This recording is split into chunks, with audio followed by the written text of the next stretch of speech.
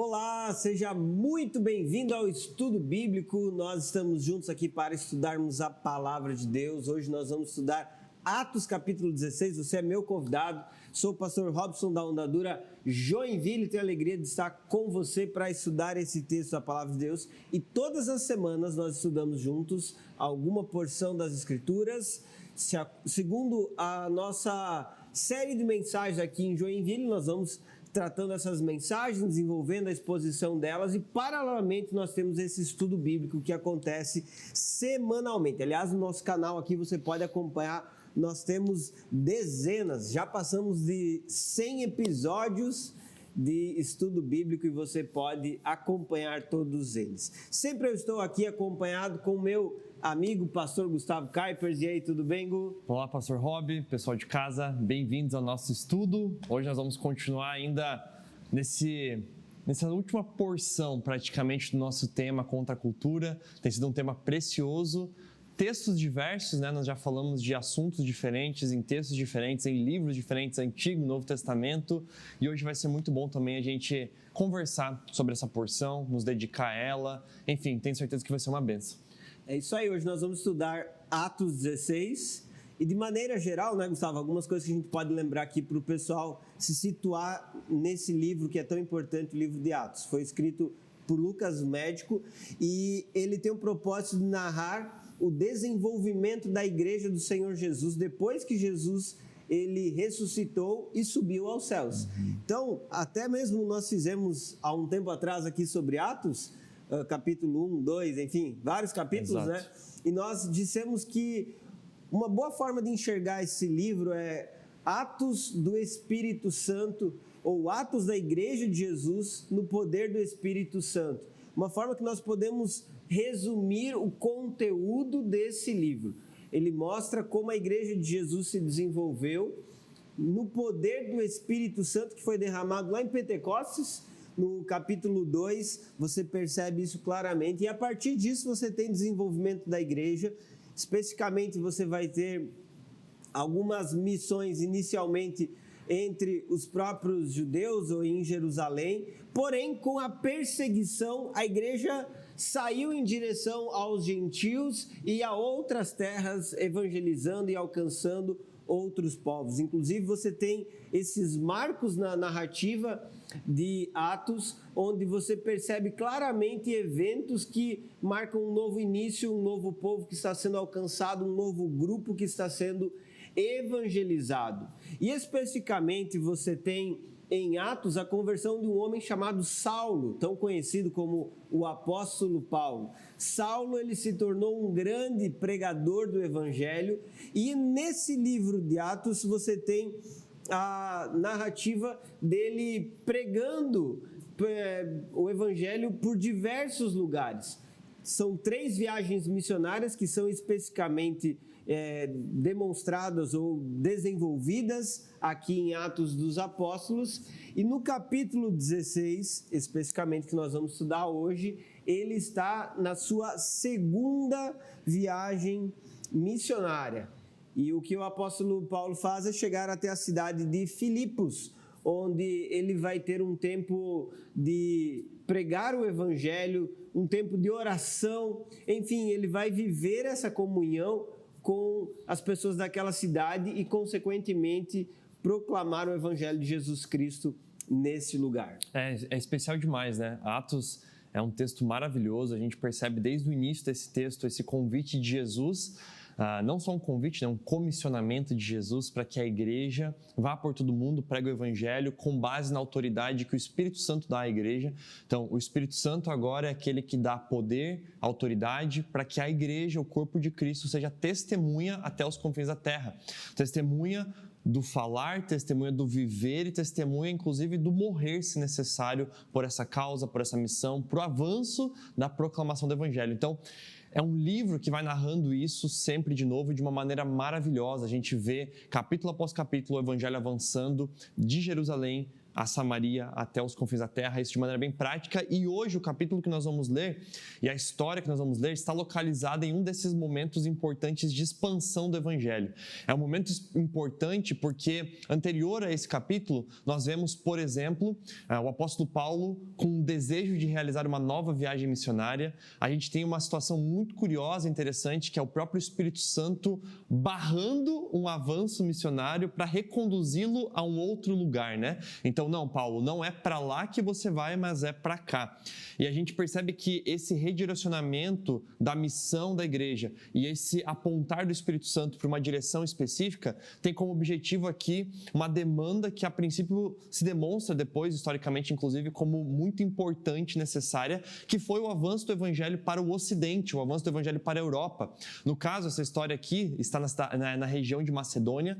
Na região da Macedônia é uma região europeia, é uma região da primeira cidade europeia agora a ser evangelizada, Filipos, e através de tudo isso, então, a gente vê ali o Evangelho se desenvolvendo, sendo pregado, pessoas se convertendo, a gente vê a conversão de Lídia, por exemplo, a gente vê eles arrumando problema ali na cidade com algumas outras coisas, que a gente inclusive vai ler e vai perceber. Mas qual que é o ponto que eu quero focar aqui, né? Nós estamos em meio a uma viagem missionária. É a segunda viagem missionária do apóstolo Paulo, é a viagem missionária que leva o Evangelho ao Ocidente, leva o Evangelho para a Europa e que vai ser fundamental para impactar todo o contexto do Império Romano. E justamente depois disso, ao longo dos anos que se sucedem, ao longo dos séculos posteriores, inclusive vai se tornar a grande força da igreja, essa igreja europeia, essa igreja romana, enfim, que a gente sabe por meio da história, né? Então aqui é esse embrião também dessa viagem missionária que está sendo conduzida, perceba, pelo poder do Espírito e pela direção do Espírito. Então, essa situação que o pastor Rob vai ler agora, que a gente vai enfrentar, é uma situação que o Espírito Santo estava nela, Deus estava direcionando ela. Eles até poderiam pensar, cara, a gente deveria ter ido para outro lugar, né? Mas foi Deus que nos mandou para cá, e nos mandando para cá, fez com que a gente enfrentasse isso de uma maneira bem pontual, bem certeira. Então, vamos ver qual que é essa situação e o que em meio a essa situação a gente pode aprender também sobre nossa postura diante de Deus, diante das situações que a vida pode nos oferecer, inclusive por meio daquilo que é a vontade de Deus nos direcionando. É isso aí. E só um detalhe que eu lembrei também, no capítulo 15, quando o apóstolo Paulo vai para essa segunda viagem missionária, ele rompe com o seu companheiro da primeira viagem missionária, que foi Barnabé. Barnabé foi o seu grande companheiro na primeira viagem missionária, fizeram algo extraordinário. E ele tem uma disputa com Barnabé. Por quê? Porque Paulo não queria levar João Marcos junto nessa segunda viagem missionária. E Barnabé disse, não, João Marcos, que é meu primo, vai nos acompanhar. E diante disso, o que você tem? Um desgaste, e esse desgaste causou uma ruptura, tamanha que o texto inclusive diz, olha, de tal forma que eles chegaram a se separar, ou seja, cada um foi para um lado. E olha que coisa preciosa, né? A gente está falando, é o Espírito Santo que conduz a obra missionária, né? A obra de expansão do Evangelho. Até nisso, até na limitação humana, na fraqueza e na pecaminosidade do homem, Deus acaba sendo gracioso e levando esses dois grupos distintos para dois lugares distintos a fim de pregar o Evangelho. Então, você percebe de fato que essa obra ela é conduzida por Deus. E pode existir uma demanda de oposição vinda do diabo, pode vir uma demanda de oposição vinda de pessoas que não são cristãs e não professam a mesma fé, e pode vir uma demanda de divisão dentro da própria igreja. Ainda assim, a obra de expansão do Evangelho, ela continua, porque essa obra pertence ao próprio Deus. É Ele quem a governa, direciona nos propósitos que Ele estabeleceu. E é nisso que nós nos firmamos para estudar o texto de hoje. Inclusive, tem uma pergunta que eu acho que é bem pertinente você pensar sobre ela. Como você reage quando sofre injustamente? Perceba, o apóstolo Paulo aqui está pregando o Evangelho, o apóstolo Paulo aqui está proclamando a mensagem, e nós vamos ver um cenário onde ele vai sofrer de maneira injusta ou de forma injusta. Olha o que diz o texto, Atos capítulo 16, abra sua Bíblia, versículo 16 está escrito assim: certo dia, enquanto íamos ao lugar de oração, veio ao nosso encontro uma escrava possuída por um espírito pelo qual ela predizia o futuro. Com suas adivinhações, ganhava muito dinheiro para seus senhores. Ela seguia Paulo e a nós, gritando: esses homens são servos do Deus Altíssimo e vieram anunciar como vocês podem ser salvos. Isso continuou por vários dias, até que Paulo, indignado, se voltou e disse ao espírito dentro da jovem: eu ordeno em nome de Jesus Cristo que saia dela. E no mesmo instante, o espírito a deixou. Bom, quero chamar a atenção de vocês para esses primeiros 3 versículos, porque nós temos algumas coisas aqui que precisamos compreender. Primeiramente, Paulo estava na cidade de Filipos, e Filipos era uma cidade com muito sincretismo, onde existia muito misticismo, muito envolvimento com religiões ocultas ou com ações sobrenaturais, e também era uma cidade onde havia um predomínio da cultura greco-romana, onde eles instigavam as pessoas a desenvolver uma religiosidade que era simplesmente diante dos outros ou aparente, não era algo profundo e verdadeiro de transformação da sua vida ou da sua história. Então, esse grupo de pessoas que existia ou que morava na cidade de Filipos era um grupo que não tinha qualquer relação com o judaísmo e muito menos com o cristianismo que agora estava chegando. Inclusive, nós podemos dizer que não havia muito desenvolvimento do judaísmo em Filipos, porque o lugar de oração que existia não era uma sinagoga. E para que houvesse uma sinagoga na cidade, era necessário pelo menos 10 pessoas que seguissem essa mesma confissão, essa mesma fé. Ou seja, é bem provável que nessa cidade o número de pessoas que seguiam uma convicção relacionada ao judaísmo, ou que tinham a fé judaica como a sua profissão de fé, era um número mínimo, pequeno de pessoas. E diante disso, o que você percebe? Que o apóstolo Paulo chegou nessa cidade com o propósito, então, de proclamar o evangelho. E o primeiro ponto de encontro e local que ele procurou para ter esse contato foi no lugar de oração, onde estava Lídia e também outras pessoas que ali estavam, de alguma forma, querendo ter um tempo de oração e conhecer mais profundamente a Deus.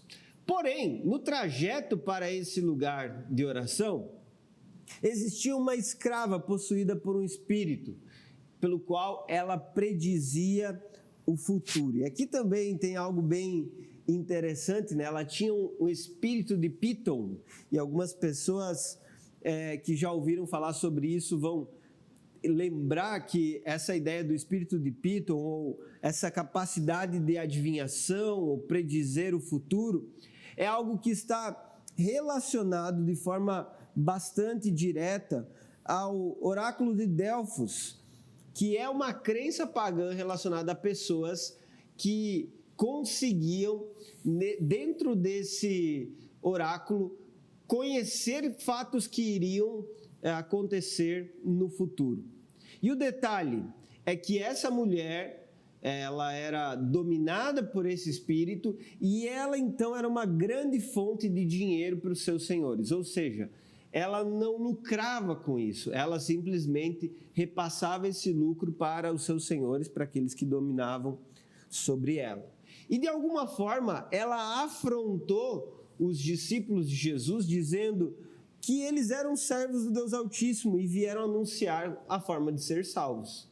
Detalhe, essa expressão dela poderia ter sido mal compreendida. Por dizer Deus Altíssimo, alguns poderiam interpretar como sendo o próprio Zeus. Era um reconhecimento que alguns faziam de quem ele era, o Altíssimo. Portanto, não podemos aqui cravar que ela estava de fato afirmando com a compreensão correta que eles eram proclamadores da verdade do Deus verdadeiro. Ela estava trazendo era confusão, até porque misturar a mensagem que o apóstolo Paulo queria transmitir para aquela cidade, num contexto onde ele não era conhecido, com alguém que já vivia no misticismo, misturar essas duas coisas poderia até tirar a credibilidade dele, porque iria relacionar a pregação do evangelho à mesma obra que ela realizava, que era realizar uma obra espiritual, religiosa, com o intuito de receber algum tipo de benefício financeiro. Era para isso que ela adivinhava o futuro. E a proclamação do evangelho tinha um propósito completamente diferente. Diante desse cenário, o apóstolo Paulo, ele ficou indignado. E algumas pessoas acham que aqui essa indignação é aquela tipo, fiquei irado, droga, quero te destruir, estou com raiva. Não. Essa indignação, a palavra aqui no texto em grego, fala sobre uma pessoa que ficou profundamente triste e incomodada, no sentido de ficar mal com aquela realidade. Não é uma indignação de alguém que está querendo matar o outro, mas é uma indignação no sentido de, cara, não acredito que isso está acontecendo. Isso é injusto. Isso não poderia ser feito dessa forma. E essa indignação levou ele, então, a declarar, saia dela em nome de Jesus Cristo. E na mesma hora, a jovem foi liberta. É interessante porque, por meio desse... esse espírito de Piton que você comenta, ele justamente nos leva a compreender e afirmar, isso amplamente é consenso nos comentários, de que é um espírito demoníaco, né? Ela está ali tendo essa capacidade de adivinhação vinda de um espírito demoníaco, de um espírito maligno. E isso faz com que, em meio à adivinhação, ela consiga ter aspectos da verdade, de uma meia-verdade, mas, óbvio, também com o objetivo de enganar pessoas, porque o diabo é o pai da mentira e a adivinhação aqui, por mais que ela encante a muitos, ela também leva a enganos, a erros e leva, então, a direções equivocadas. Nesse sentido, é interessante a gente observar que ela faz isso porque ela está sendo escrava. E aqui eu acho que isso é muito legal também, né? Porque a fala do apóstolo Paulo é uma fala de que em nome de Jesus ela seja liberta. Em nome de Jesus ela seja liberta. E essa libertação que vem por meio do apóstolo Paulo aqui, por meio do anúncio dele, por meio de Jesus no caso, é uma libertação que a liberta de dois tipos de escravidão. Liberta ela da escravidão econômica, ligado ao seu senhor ali que está escravizando, mas liberta também dessa escravidão espiritual. Então ela aqui é uma vítima de uma escravidão emocional, espiritual, mas também de uma escravidão econômica, financeira por parte do seu Senhor. É interessante que a redenção que Jesus traz para a vida dessa mulher, por exemplo, no exorcismo que ela recebeu, é uma redenção para essas duas áreas. Por quê? Porque agora ela também começa a não dar mais lucro e gerar problemas para os seus senhores, né? Isso aqui é bem interessante. Mas, junto com isso, eu também acho que é interessante o fato do apóstolo Paulo ter se incomodado, né? Bom, se ela está anunciando que é o Deus Altíssimo e tudo mais, isso teoricamente a gente iria pensar no primeiro momento, cara, mas isso está cooperando com o anúncio, né? Ela está só sendo mais uma profeta ali no meio anunciando o que eles estão fazendo. Mas realmente aqui fica esse caráter duvidoso do que quer dizer ela anunciando o Deus Altíssimo e do que as pessoas daquele contexto entendiam como Deus Altíssimo. Poderia ser um vínculo a Zeus, como o pastor Rob falou, poderia ser um vínculo a outra divindade. Afinal de contas, inclusive isso é bem interessante, naquele contexto, o Império Romano, ele tinha uma religião ampla, então era politeísta, mas mesmo sendo politeísta, eles eram restritos na sua adoração. Tudo bem que eles tinham 1 milhão de deuses, né? Não era isso, mas exagerando, mas ainda assim era vários deuses limitado, não dava para se adicionar deuses a todo que é momento nesse panteão. Eles tinham um número limitado desses deuses e, principalmente, eles tinham adoração a César, já tinham o culto ao imperador como algo aqui posto, algo real. E nesse sentido a gente percebe que o imperador é o Senhor, ele é o Kyrios, e não pode ter outro também. Ou seja, esse incômodo do apóstolo Paulo, ele pode vir de várias fontes, pode tanto vir de uma fonte de, poxa, ela está atrapalhando a nossa missão, pode ser que ela seja confundida com a gente, pode ser que ela dê mau testemunho de tudo que está acontecendo, pode ser que ela atrapalhe nós querendo colocar um novo Deus nesse panteão e gere ainda mais problemas, ou então pode ser que ela esteja dizendo que esse Deus que nós anunciamos é o mesmo Deus tal, e as pessoas então assimilem isso de uma maneira simplesmente sincrética e não verdadeira, genuína, entendendo quem é o Deus ao qual nós estamos anunciando. Então é interessante também que não é que ela está cooperando com o anúncio do evangelho, ela está atrapalhando. Os detalhes do esse atrapalhar são várias possibilidades, como a gente aqui mencionou, mas o fato é, ela está atrapalhando. E diante disso, esse profundo lamento de Paulo não vem por ela estar enchendo. Não, ela estava ali já há alguns dias, mas vem diante do que isso iria gerar de consequências para a missão. Paulo não está preocupado aqui, isso vai ser problema para mim. Não, ele está preocupado com o que isso vai atrapalhar na missão do anúncio do evangelho e na recepção desse evangelho pelas pessoas, né? Perfeito. Até eu coloquei aqui, gente, uma jovem escrava e o poder do evangelho, é isso que nós percebemos a partir do versículo 16 até o versículo 18. E agora, do 19 até o 24, você vai ver um sistema injusto e a fidelidade do apóstolo Paulo no sofrimento. Olha o que diz o texto a partir do versículo 19. Quando os senhores da escrava viram que suas expectativas de lucro haviam sido frustradas, tá aqui, o grande problema é esse, gente. A expectativa de lucro que foi frustrada. Agarraram Paulo e Silas e os arrastaram à presença das autoridades na praça do mercado. Aqui é o Ágora, o lugar onde eles faziam as discussões e chegavam a determinadas conclusões. Esses judeus estão tumultuando a cidade, gritaram para os magistrados. Eles ensinam costumes que nós, romanos, não podemos seguir, pois contrariam nossas leis. Logo, uma multidão revoltada se juntou contra Paulo e Silas, e os magistrados ordenaram que os dois fossem despidos e açoitados com varas. Depois de serem severamente açoitados, foram lançados na prisão, e o carcereiro recebeu ordens para não os deixar escapar, por isso os colocou no cárcere interno, na solitária, prendendo-lhes os pés no tronco. Gente, é muito interessante como evolui de uma forma muito rápida esse ato contrário à pregação do evangelho que aconteceu por Paulo e Silas. A atitude deles ali de proclamação do evangelho, ou demonstrando o poder do evangelho, foi expulsando aquele demônio. A porta de entrada para a pregação foi ministrar libertação para aquela jovem. Agora, isso trouxe uma consequência. A obediência a Deus trouxe uma consequência negativa para Paulo e Silas. Os senhores da escrava que perderam a fonte de lucro, eles decidiram causar uma grande confusão e trazer sofrimento. Eles decidiram trazer sofrimento para o apóstolo Paulo e para Silas. Primeiramente, eles arrastaram até a praça da cidade, que é chamada de Ágora, que é o lugar onde eles tomavam as decisões, onde eles se reuniram ou se reuniam para os debates públicos e para resoluções na cidade.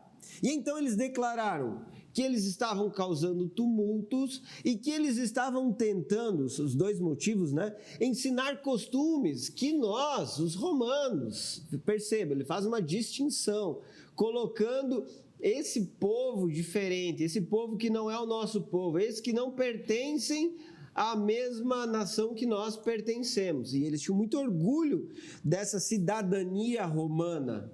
E então eles colocam essa distinção, essa separação, como sendo uma fonte de argumentação, dizendo inclusive, isso contraria a nossa lei, o que eles querem que a gente viva contraria a nossa lei. E aqui fica muito evidente, gente, como a mensagem do evangelho que já estava chegando, ou a postura que eles já estavam tendo, de fato era contracultural. Era contra a cultura da época, era contra a forma de viver daquele povo. A mensagem do evangelho, a atitude do cristão, a presença do discípulo de Jesus fazia diferença de tal forma que aquelas pessoas se sentiam incomodadas.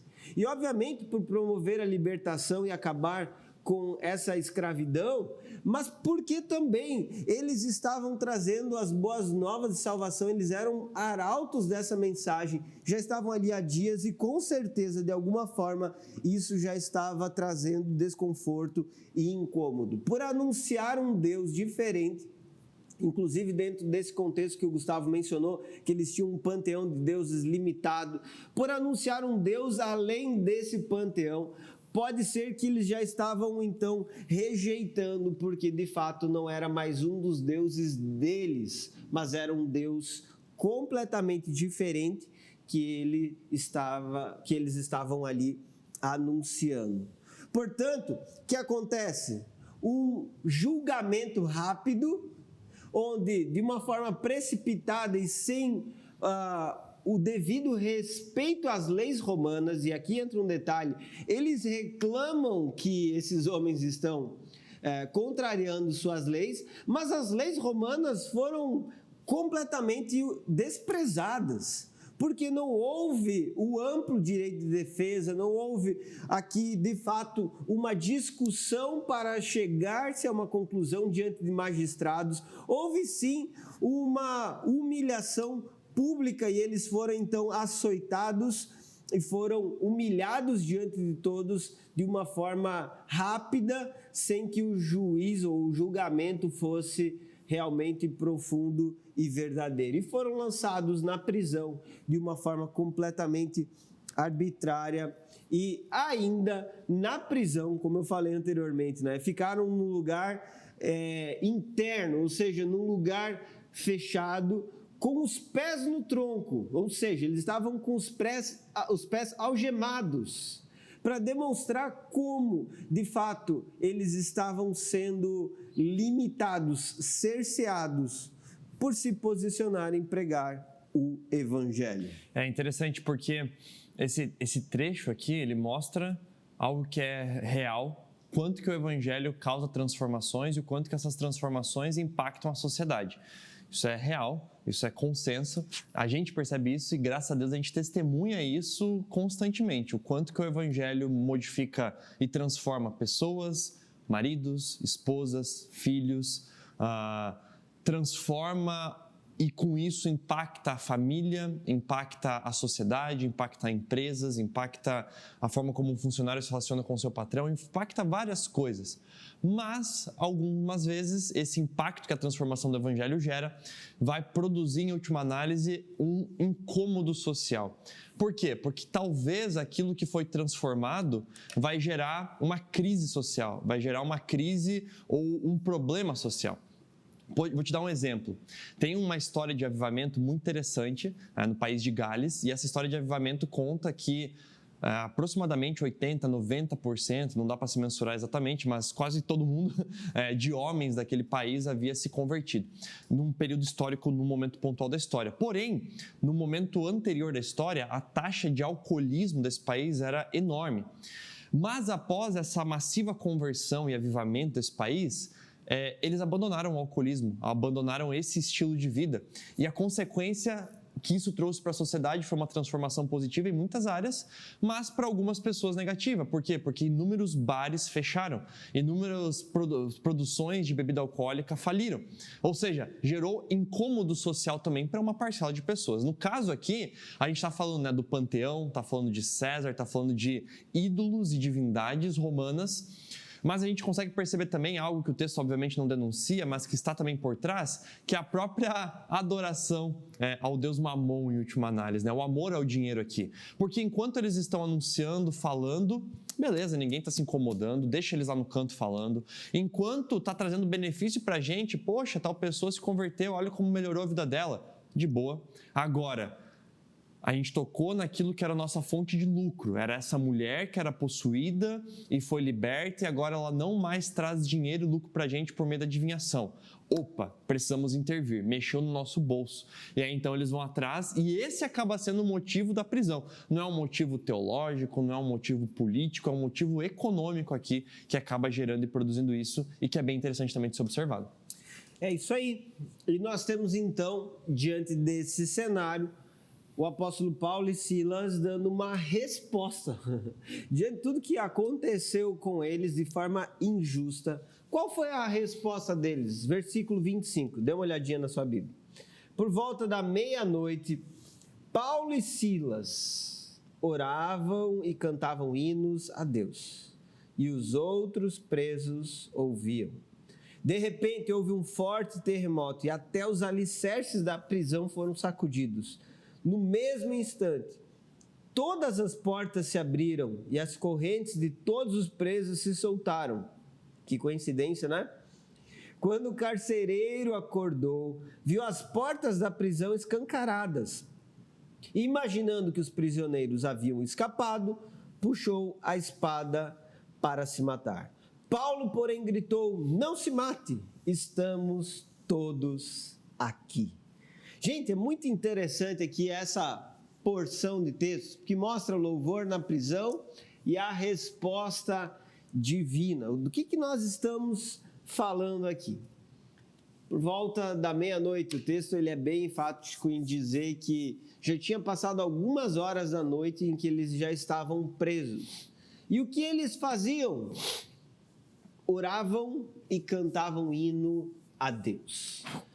Primeiro, a palavra orar está falando sobre conversar com Deus, expressar de uma maneira que era compreensível por todos, que eles estavam conversando com o seu Deus. Detalhe, gente, Paulo tinha acabado de passar por uma separação de Barnabé, tinha ido para outra cidade para proclamar o evangelho, depois de ter sido barrado para a pregação do evangelho onde ele queria.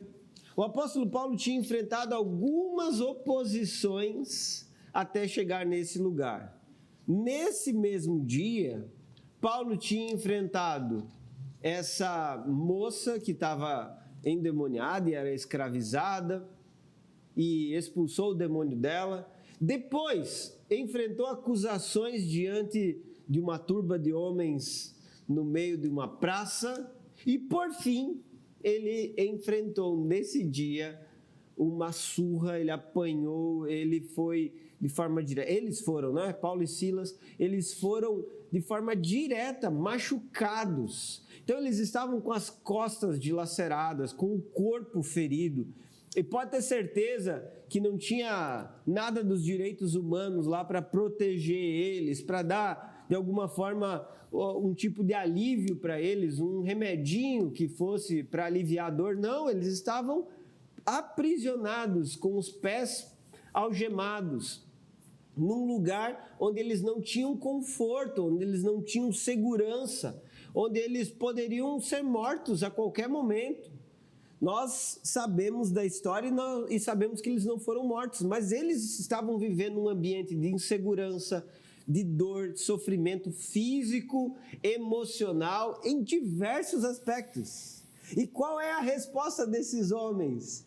Eles decidiram conversar com Deus e cantar hinos a Deus, que é uma expressão aqui que fala sobre, possivelmente, salmodiar ou expressar através de salmos louvores ao seu Deus, o seu Criador. E eles faziam isso de uma forma pública, audível, a ponto dos outros presos ouvirem isso. Não era algo fechado, limitado, guardado para si. Não era uma oração de agente secreto, era algo que era proclamado diante de todos. Por quê? Porque eles não estavam preocupados com as consequências que adorar a Deus poderiam lhe trazer. Eles estavam preocupados em honrar o seu Criador, em reconhecer quem Ele era, apesar das circunstâncias que eles estavam enfrentando. É interessante porque o louvor aqui ele se apresenta justamente como a fé verbalizada, né? Então, tanto verbalizada em palavras, quanto aqui expressa numa ação de emoção, de expressão e de tentativa de colocar para fora aquilo que interiormente já é uma realidade. Então, interiormente eu creio, interiormente eu estou em paz diante da aflição, interiormente eu estou alegre diante do dia ruim, eu estou satisfeito em Deus e eu expresso isso, verbalizo isso através do louvor. Mas é interessante perceber também que esse ato de verbalizar através do louvor produz aqui, não só num contexto inicial, porque às vezes a gente olha para esse texto, né, como se isso fosse a chave, então, para a libertação da prisão, e aí Deus quebrou tudo. Não. Deus se manifesta presente ali, Deus manifesta sua presença, seu poder sobrenatural, libertando as correntes, quebrando as cadeias, mas ainda assim a postura de Paulo e Silas não é que eles estavam louvando como uma atitude de barganha para conseguir ser libertos, não, eles estavam em paz. satisfeitos, plenos, alegres em Deus, mesmo diante daquela situação, ao ponto de que, mesmo no momento em que eles, a princípio, poderiam fugir, quebrou tudo, dá para sair daqui, ainda assim a decisão deles está na missão, no pregar o evangelho. Mais importa para eles aqui ficar com este carcereiro e pregar o evangelho a ele, do que se aproveitar agora dessa situação e sair. Por quê? Porque eles já estão em paz, eles já estão satisfeitos, eles já estão plenos e descansados no Senhor. E mesmo que a situação estava horrível até agora, fomos açoitados, perseguidos, presos, e poderia continuar horrível se eles não fugissem dali, eles decidem, não é sobre a situação, não é sobre a circunstância, é sobre a nossa missão, porque diante do Senhor nós já estamos plenos em paz, por isso louvamos, e por isso continuaremos a louvar, e por isso continuaremos inclusive a pregar o evangelho agora a esse carcereiro. Exatamente, e você vê o propósito de Deus sendo, o propósito de Deus sendo estabelecido aqui através da resposta divina a essa adoração, essa entrega. Deus faz um terremoto acontecer naquele lugar que abala as estruturas e que quebra logo o quê? As correntes e as portas. Mais uma vez, né? Eu brinquei na leitura, né? Coincidência. Gente, essa, obviamente, né? Estou falando coincidência, isso é uma ironia. Deus, ele usa um instrumento de milagre ou de ação sobrenatural através do próprio terremoto, que é algo que nós sabemos que não está no controle do homem, está no controle do próprio Deus Criador. E Deus utiliza esse instrumento para quê?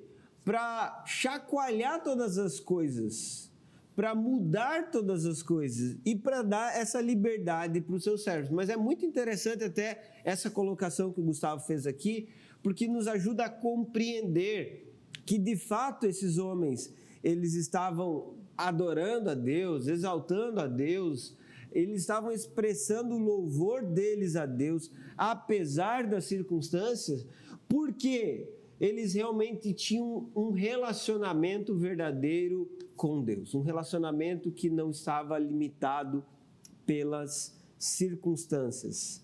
E nesse contexto, então, eles permaneceram. E algo interessante, né? O carcereiro diz que ele acordou do sono, provavelmente, né, caiu e, enfim, quando ele acordou, deu em si, enfim, de alguma forma, ele veio à tona, ele quis se matar. Por quê? Porque ele pensou, essa vai ser a minha consequência mesmo. Um carcereiro que tinha responsabilidade de cuidar de um presidiário e não conseguia cumprir a sua função, ele era morto. Se o presidiário fugisse, ele seria morto, ou seja, era a vida dele que iria pagar pela fuga. Mas nessa hora você vê Paulo dizendo, nós estamos aqui, ou seja, o nosso coração somente... não somente está adorando a Deus e fazendo o que Deus deseja no meio da provação, do sofrimento, da dificuldade, mas eu continuo disposto a cumprir esse propósito e essa missão que o Senhor me entregou e envolve proclamar o Evangelho. A sequência do versículo vai mostrar exatamente isso, versículo 29. O carcereiro mandou que trouxessem luz e correu até o cárcere, onde se prostrou, tremendo de medo diante de Paulo e Silas. Então, ele os levou para fora e perguntou: senhores, que devo fazer para ser salvo? Eles responderam: creia no Senhor Jesus, e você e sua família serão salvos. Então pregaram a palavra do Senhor a ele e a toda a sua família. Mesmo sendo tarde da noite, o carcereiro cuidou deles e lavou suas feridas. Em seguida, ele e todos os seus foram batizados. Depois, levou-os para a sua casa e lhes serviu uma refeição. E ele e toda a sua família se alegraram porque creram em Deus. Olha só que interessante o que esse texto está mostrando, né? Primeiramente, o carcereiro que estava precisando de uma orientação. Detalhe, ele estava tremendo de medo, ele estava assustado. Por quê? Ele estava com receio de perder a sua vida. Ele achou que aquele era o fim da sua história. Porém, quando ele percebeu que esses homens estavam vivos, então ele pergunta: o que eu devo fazer para ser salvo? Aqui você já tem um reconhecimento de que o Deus que Paulo e Silas estavam proclamando e louvando na prisão era o Deus verdadeiro. Era o Deus que realmente existe. Esse carcereiro, ele foi transformado, obviamente, porque ele estava vendo a atitude desses homens louvando e adorando seu Deus no sofrimento, mas também por enxergar a intervenção desse Deus de uma forma poderosa e sobrenatural naquele ambiente. E nesse momento, então, a resposta de Paulo e Silas chama a nossa atenção. Creia no Senhor Jesus e você e a sua família serão salvos. Gustavo, essa é uma frase que nós podemos utilizar como válida para todas as pessoas, tipo, olha, se você crê em Jesus, toda a tua família vai receber salvação também. Nesse sentido, eu posso usar essa frase?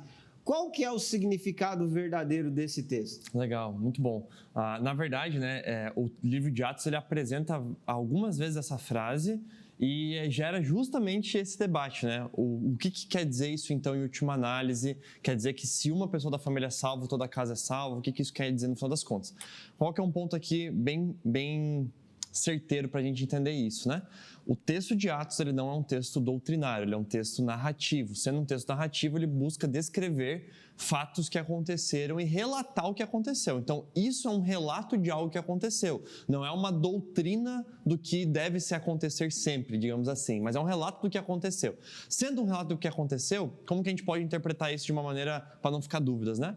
De que sim, a salvação deste homem produziria e levaria agora um contexto de salvação para sua casa, para sua família. No sentido do quê? No sentido de que eu me converti, logo toda a minha família está automaticamente salva e eu vou levar todo mundo para o céu junto comigo? Ou no sentido de que eu me converti, agora logo eu sou uma nova criatura, vivo com Deus e agora isso que me alcançou eu posso levar também à minha casa, à minha família. Em um sentido que a gente compreende uma teologia bíblica ampla, faz muito mais sentido essa segunda opção, de que sim, aqui essa fala serve para nós como um impulsionar de que sim, e você pode testemunhar disso. Quando uma pessoa é salva na sua casa, a salvação pode alcançar aquela família. No sentido do quê? De que ele agora pode ser esse instrumento também para que essa salvação alcance toda a família e a bênção vá a toda essa casa. No caso aqui do texto, a salvação também chega a todos eles literalmente, porque o que o texto vai dizer é que depois, de fato, todos ali foram salvos, as pessoas se entregaram, houve a questão, enfim, quando a gente olha em outros textos de Atos, a gente vê o batismo sendo feito, coisas nesse sentido. Mas não é uma doutrina de que uma pessoa sendo salva, toda a sua casa automaticamente é salva, mas é uma consequência lógica, espiritual e prática, a gente perceber e testemunhar que quando uma pessoa é salva, sim, a salvação vai à sua família, não no sentido de que todos automaticamente são salvos, mas de que ele como salvo vai à sua família e pode então levar a salvação também, né? Perfeito, perfeito. E isso é importante até ser mencionado assim, porque as pessoas têm que entender, depois disso, Paulo e Silas foram até a casa e pregaram o evangelho para eles. E essa pregação do evangelho é de fato que fez toda a família do carcereiro se converter. Obviamente, eles conheceram o cenário, o que aconteceu, as evidências. Obviamente que o carcereiro, como um referencial da família, também foi essencial para essa compreensão, aceitação da mensagem do evangelho. Mas no fim, todos foram batizados, ou seja, todos professaram individualmente a fé em Jesus, e isso fica inclusive evidente aqui no texto. E mesmo que a gente não vá criar uma doutrina, né, baseado nesse texto isoladamente, mas ele mesmo aponta para a verdade bíblica de que a fé individual precisa ser expressa como algo que antecede o batismo. E um detalhe bem interessante que eu acho desse texto, gente, é que as feridas de Paulo e Silas foram curadas, lavadas, tratadas depois que eles pregaram o evangelho, que eles cumpriram a missão deles. Eles se dedicaram em servir, em cumprir a missão, e depois eles foram cuidados de alguma forma, eles foram servidos. Isso chama a minha atenção porque, de fato, estabelece um parâmetro para a nossa compreensão da pregação do Evangelho. Por vezes nós vamos levar açoite, xingamento, oposição. Deus vai fazer um milagre, nós vamos ter que pregar, acudir, auxiliar. E depois, de alguma forma, podemos ser servidos, quem sabe, talvez, pelos nossos irmãos que vão receber essa mensagem do Evangelho. Paulo e Silas, eles se importaram em cumprir sua missão e fizeram isso com um coração alegre e contente diante de Deus. E por esse motivo, o texto termina, essa perícope ela termina falando: toda essa família se alegrou e creu em Deus. Ou seja, a alegria verdadeira chegou nessa casa. E essa alegria é fruto do quê? É fruto da proclamação do Evangelho e da salvação que alcançou eles. É fruto de homens que foram fiéis ao chamado, obedientes até o fim e que conseguiram, então, cumprir essa mensagem, ou cumprir essa responsabilidade de transmitir a mensagem do Evangelho. Eu até termino com uma pergunta, né? O que teria sido o milagre maior, né? Com o terremoto eles fugirem ou com o terremoto, com a presença de Deus ali que quebrou as correntes, destruiu as cadeias, o carcereiro se converter, né? Talvez, numa primeira resposta, a gente ache que o milagre, a consequência dessa presença de Deus seria a fuga deles e bora. Mas a gente percebe que não. O milagre foi que, através disso, produzir, né, gerar e ser a ponte para a conversão desse carcereiro. Por isso, faz sentido a gente entender que, em meio ao sofrimento do povo de Deus, Deus pode usar isso para alcançar muitos perdidos.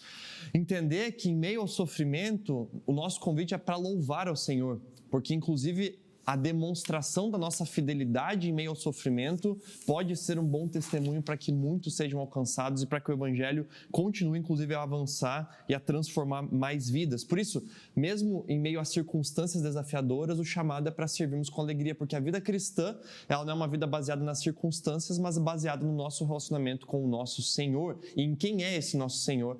Aquele que nos satisfaz em todas as circunstâncias, inclusive em meio à prisão, né? É isso aí, gente. Então, fica aqui o estudo bíblico respondendo as perguntas, né? Como você reage quando sofre injustamente? Se nós quisermos reagir segundo a nossa natureza pecaminosa, segundo o costume da cultura do mundo que está à nossa volta, nós podemos causar mais confusão. Agora, se nós reagirmos como filhos de Deus, nos alegrando apesar das injustiças, sendo fiéis apesar de não recebermos uma resposta a isso. Se nós fizermos o que Deus nos chama a fazer, certamente nós viveremos milagres, transformações de vidas, que é, de fato, o maior propósito da nossa existência. Exatamente, bom demais. E não sei se dá para dar algum spoiler ou não. Vamos trabalhar o spoiler, será? Semana que vem tem estudo bíblico. Semana que vem tem estudo bíblico. Spoiler. Vai ser sobre um texto bíblico, né? Vai ser sobre a Bíblia. E logo vai acontecer de aparecer um novo tema por aí também. E vai ser um novo tema. Exatamente. Vai ser um novo tema. Vamos deixar por aqui? Pode ser. Sem spoiler, pessoal, hoje então, hein? Sem spoiler. Esperamos vocês semana que vem. Mais estudo bíblico, novo tema, vai ser também muito incrível. Valeu!